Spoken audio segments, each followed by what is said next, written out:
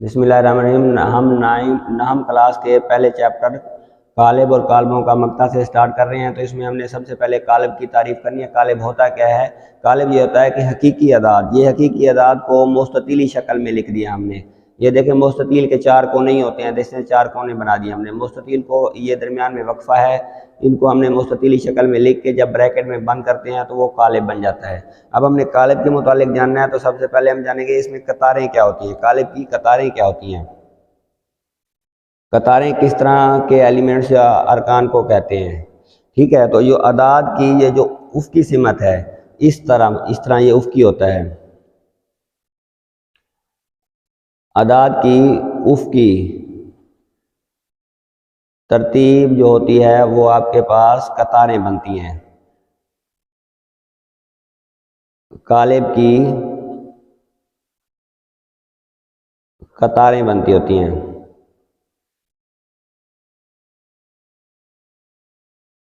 ये जो कालिब आपको दिया हुआ है उसमें आपके पास 1 3 4 ये एक कतार है, 7 4 0 ये दूसरी आपके पास कतार है। ये कतार नंबर 1 है और ये कतार नंबर 2 है। ये कतारें हैं। अब इसके बाद हम पढ़ते हैं कालम। अब हम कालम के मुतालिक पढ़ते हैं कि कालम क्या होते हैं। कालम होते हैं अदाद की अमूदी तरतीब जो होती है वो आपके पास कालिब के कालम होते हैं। अगर आपके पास जो कालिब है उसमें 1 7 3 4 4 0 ये भी एक कालम है, ये भी एक अलहदा तौर पे ऐसे इस तरह कालम है, ये भी एक कालम है। तो इस तरह जो अदाद बनते हैं या इस तरह अदाद जो बनते हैं अमूदी सिमत में, ये आपके पास कालिब होते हैं। और जो इस तरह बनते हैं वो आपके पास क्या होता है, कतारें होती हैं। ये देखें, ये कतार है और ये भी कतार है। ठीक हो गया।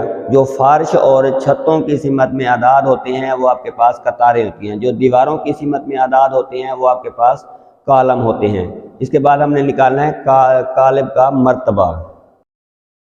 ये हमने अब मालूम करना है कि कालिब का मर्तबा कैसे निकालते हैं। कालिब का मर्तबा हम ऐसे निकालते हैं, वो हम लिखते होते हैं, पहले लिखते हैं कतारों की तादाद, पहले से मुराद बाईं तरफ, कतारें ज़रब कालम। ये बनता होता है आपके पास किसी भी कालिब का मर्तबा बनता होता है। मिसाल के तौर पर आपके पास कालिब है या मैट्रिक्स है 1 2 3 1 0 2, ये एक कालिब है। इसका मर्तबा लिखना है, ये इसको हम कहते हैं कालिब ए है। तो लिखेंगे कालिब ए का मर्तबा किस तरह लिखें, कालिब ए का हमने मालूम करना है मर्तबा। तो वो होगा, अब कतारें कितनी हैं, कतारें हैं आपके पास इस रुख में 2 ज़रब कालम कितने हैं इस रुख में, दीवारों की सिमत में 3 1 2 3, तो ये 3 2 ज़रब 3। अब इसको 6 नहीं लिखना है, इसको 2 ज़रब 3 ही लिखना है और मर्तबा इधर लिखा जाता है 2 ज़रब 3। ये कालिब का हमने मर्तबा लिख लिया। कतारों की तादाद ज़रब कालमों की तादाद, ये कालिब का मर्तबा होता है। ये जी एक्सरसाइज हम 1.1 मशक शुरू कर रहे हैं। इसका पहला सवाल है दर्ज झैल कालमों का मर्तबा बताएं। तो ये पहला कालिब है, तो कालिब ए का मर्तबा हमने लिखना है। कालिब ए का मर्तबा हम अभी डिस्कस कर चुके हैं कि मर्तबा होता है कतारों की तादाद। ये कतारें इस तरह हैं 1 और 2 1 और 2, तो 2 कतारें हैं और कालम हमारे पास इस तरह 1 और 2, तो 2 कालम हैं। ये हमने इसका ए कर लिया है। अब बी कालिब का मर्तबा हमने बताना है। तो बी कालिब है 2 0 3 5, ये बी कालिब है। इसका मर्तबा बताना है हमने, बी कालिब का मर्तबा। कतारें देख लें, ऐसे 2 हैं, ऐसे कालम भी 2 हैं, तो कालिब बी का मर्तबा आएगा 2 ज़रब 2। कालिब बी का मर्तबा हमने बताना है या आर्डर बताना है, वो है 2 ज़रब 2। इसी तरह कालिब सी जो है, सी में हमारे पास है 2 और 4। ये कालिब सी दिया हुआ है, इसका मर्तबा हमने निकालना है। तो कालिब सी, इसकी देखें कतार देखें 1 है, कालम इस तरह 2 हैं, तो कालिब सी का मर्तबा क्या बनेगा आपके पास। हमने पहले कतारें लिखनी है। कतार है 1, कतार है हमारे पास 1, ज़रब कालम लिखने हैं, कालम है 2, एक कतार, पहले कतार लिखनी है बाईं तरफ और फिर कालम लिखने हैं। तो सी हो गया आपके पास। अब डी देखें, जो डी दिया हुआ है हमें, डी है -4, 0 और 6। इसमें देखें आपके पास इस रोक में कतारें कितनी, 1 2 3 और कालम 1 है। तो लिखेंगे कालम डी का मर्तबा आपके पास बनेगा, कतारें कितनी है 3, 1 2 3, ज़रब कालम कितना है 1। पहले कतारों की तादाद लिखनी है, बाद में कालमों की तादाद लिखनी है ज़रब के बाद। अब देखें हमारे पास कालम ई जो है वो क्या दिया हुआ है, matrix E, A D B E, A D B E, उसके बाद सी और एफ। हमने इसका मर्तबा मालूम करना है। इसका मर्तबा मालूम करने के लिए हमारे पास कतारें कितनी हैं, 1 2 और 3, कालम कितने हैं 1 और 2।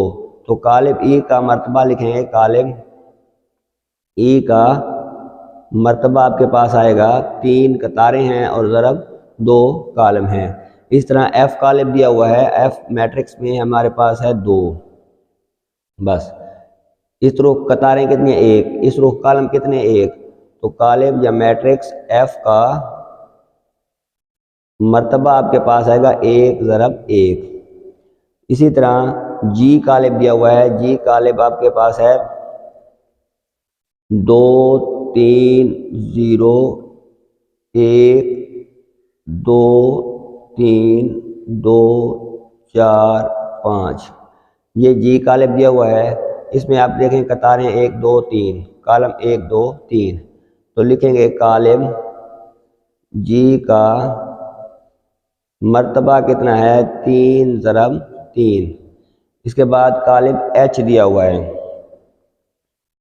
एच कालिब आपके पास 2 3 4, 2 3 4 1 0 6, ये कालिब एच है। इसमें देखें 2 कतारें हमारे पास और कालम 1 2 3, 3 कालम है। तो कालिब एच का मर्तबा आपके पास आएगा 2 ज़रब 3। इस तरह क्वेश्चन नंबर 1 हमारा कंप्लीट हो गया। क्वेश्चन नंबर 2 है, सवाल नंबर 2, मसावी कालिब हमने मालूम करने हैं। मसावी कालिब हमारे पास सारे कालिब जो हैं क्वेश्चन के वो दिए गए हैं। अब 3 के मसावी कालिब देखें जिसमें से एक है, इसमें सिर्फ 3 हो, वो कोई भी आपको नज़र आ रहा है कि नहीं आ रहा, ये बताएं।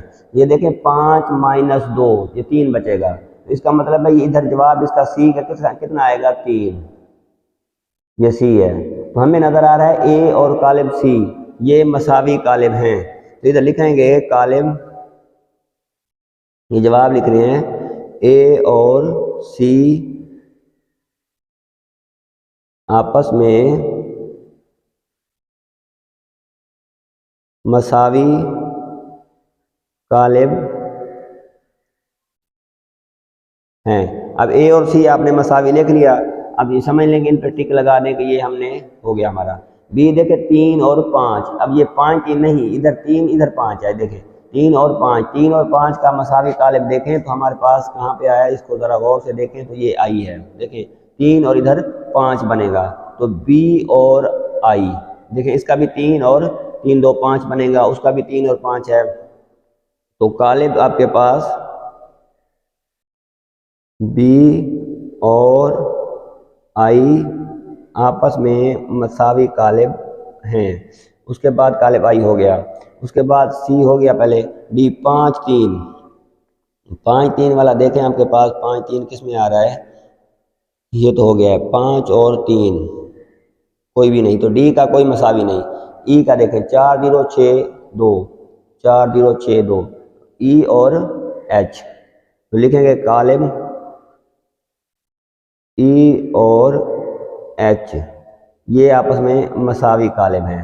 ई और एच हो गया। सी पहले हो गया तो एफ देखें 2 6, 2 और 6 देखें 2 6 एफ है और इधर भी 3 - 1 2 6 बनेगा एफ और जी।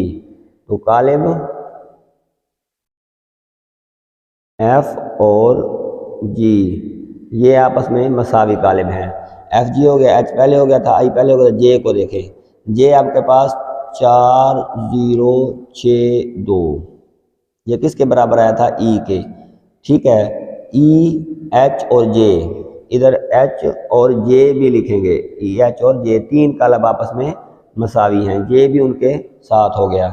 इस तरह हमने जो आपस में मसावी कालिब हैं वो निकालिए। मसावी का मतलब जो आपस में बराबर हैं। बराबर कालिब हमने निकालने थे, उनके अरकान जो है ना जिस जगह पे हैं वो आपस में बराबर हों।